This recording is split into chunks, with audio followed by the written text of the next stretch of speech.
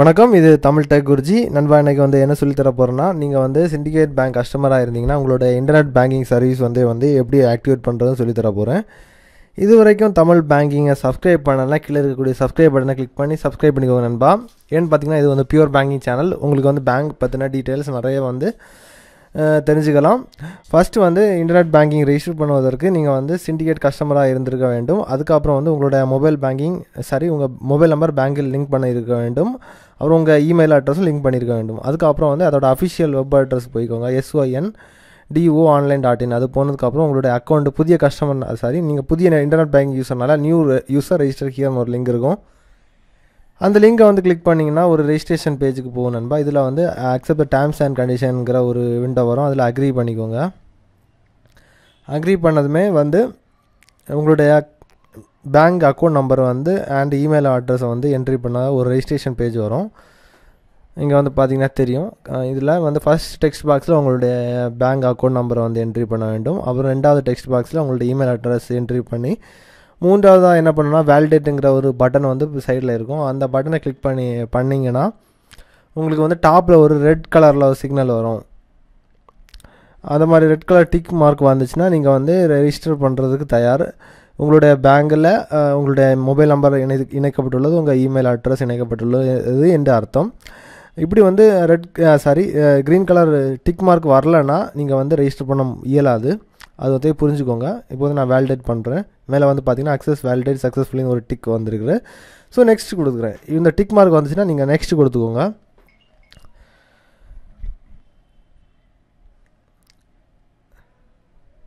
Next கொடுத்ததுக்கப்புறம் இப்போதைக்கு உங்கள் மொபைல் ஃபோனுக்கு ஒரு ஒன் டைம் பாஸ்வேர்டு வரும். அந்த ஒன் டைம் பாஸ்வேர்டை நீங்கள் பார்த்ததுக்கப்புறம் இந்த டெக்ஸ்ட் பாக்ஸில் என்ட்ரி பண்ணி சப்மிட் கொடுத்துக்கோங்க. சப்போஸ் உங்களுக்கு ஒன் டைம் பாஸ்வேர்டு வரலான்னா கீழே ரீஜென்ரேட் ஓடிபின்னு ஒரு பட்டன் கொடுத்துருக்காங்க. அந்த பட்டன் மூலமாக கிளிக் பண்ணி உங்களோட ஓடிபியை திரும்ப சென்ட் பண்ண வைக்கலாம். சப்மிட் கொடுத்துக்கோங்க ஓடிபி என்ட்ரி பண்ணதுக்கப்புறம். அதுக்கப்புறம் என்ன என்ட்ரி பண்ணோன்னா உங்களுடைய கஸ்டமர் ஐடி என்ட்ரி பண்ண வேண்டியது இருக்கும். அப்புறம் டேட் ஆஃப் பர்த் என்ட்ரி பண்ணதுக்கப்புறம் இதில் உங்களுடைய customer ID, date of birth, customer ID உங்களோட பாஸ்புக் ஃப்ரண்ட் பேஜில் கொடுத்துருப்பாங்க.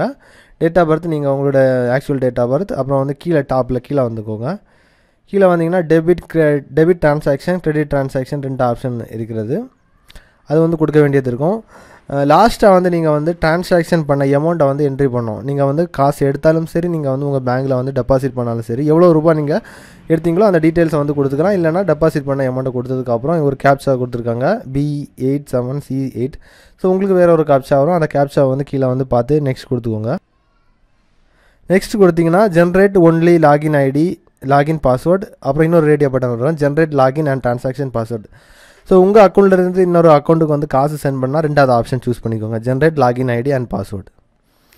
உங்கள் அக்கௌண்ட்லேருந்து இன்னொரு அக்கௌண்ட்டுக்கு காசு சென்ட் பண்ணணும்னா ரெண்டாவது ஆப்ஷனை கிளிக் பண்ணிக்கோங்க. ரெண்டாவது ரேடியோ பட்டனை கிளிக் பண்ணிக்கோங்க. அதுக்கப்புறமா கீழே SMS பேஸ்டு ஓடிபி இருக்கும், அதை டிக் பண்ணி சப்மிட் கொடுத்துக்கோங்க. Generate login and transaction password. அடுத்த ரெண்டாவது ரேடியோ பட்டனில் SMS பேஸ்ட் ஓடிபி. அப்புறம் சப்மிட் கொடுத்துக்கோங்க.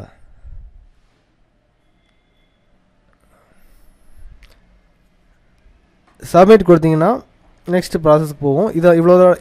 இதுதான் லாஸ்ட் ப்ராசஸ், ஃபைனல் ப்ராசஸ். இதோட ஆக்டிவேட் ஆகலை நண்பா, இன்னும் ப்ராசஸ் இருக்குது. உங்கள் மெயிலுக்கு ஒரு பாஸ்வேர்டு சென்ட் பண்ணுவாங்க.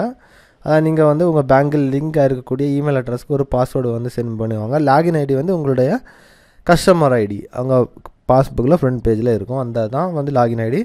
பாஸ்வேர்டு உங்களுக்கு மெயில் பண்ணுவாங்க. அந்த பாஸ்வேர்டு சேஞ்ச் பண்ண பிறகு தான் சேஞ்ச் பண்ண அப்புறம் தான் நீங்கள் மீதி இருக்கக்கூடிய ப்ராசஸை கம்ப்ளீட் பண்ண முடியும்.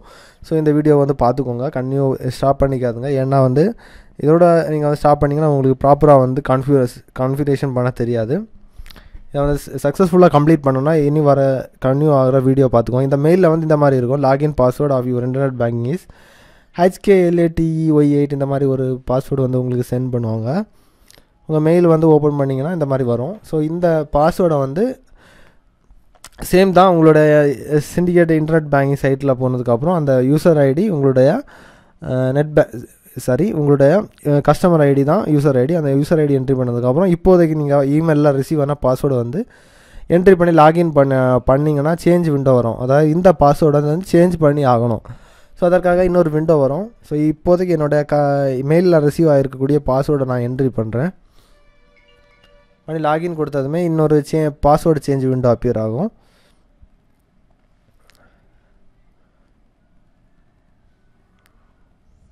இதில் வந்து அக்செப்ட் கொடுத்துக்கோங்க. First terms and condition accept பண்ணிக்கோங்க.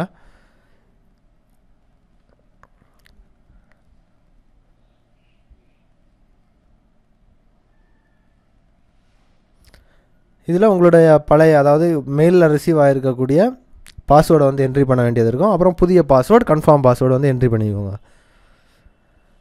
இவ்வளோ என்ட்ரி பண்ணதுக்கப்புறம் சேஞ்ச் கொடுத்துக்கோங்க. அடுத்து இன்னும் ப்ராசஸ் இருக்குது, சொல்லித்தரேன், ஃபாலோ பண்ணிக்கோங்க. நண்பா உங்களுக்கு பிடித்திருந்தால் ஷேர் பண்ணிக்கோங்க. ஷேர் பண்ணிங்கன்னா இன்னும் ஒரு நபருக்கு வந்து இந்த மாதிரி விஷயங்களை வந்து தெரிஞ்சுக்கவும் அவங்களுக்கும். இந்த பாஸ்வேர்டு வந்து என்ட்ரி பண்ணதுக்கப்புறம் கன்ஃபார்ம் பாஸ்வேர்டு வந்து என்ட்ரி பண்ணிக்கோங்க. பொறுமையாக நீங்கள் வந்து ரெஜிஸ்டர் பண்ணும்போது கொஞ்சம் வெயிட் பண்ணிக்கணும். ஏன்னா வந்து சப்போஸ் இதை மிஸ்டேக் வந்துச்சுன்னா ப்ராப்ளமாக மாறிடும்.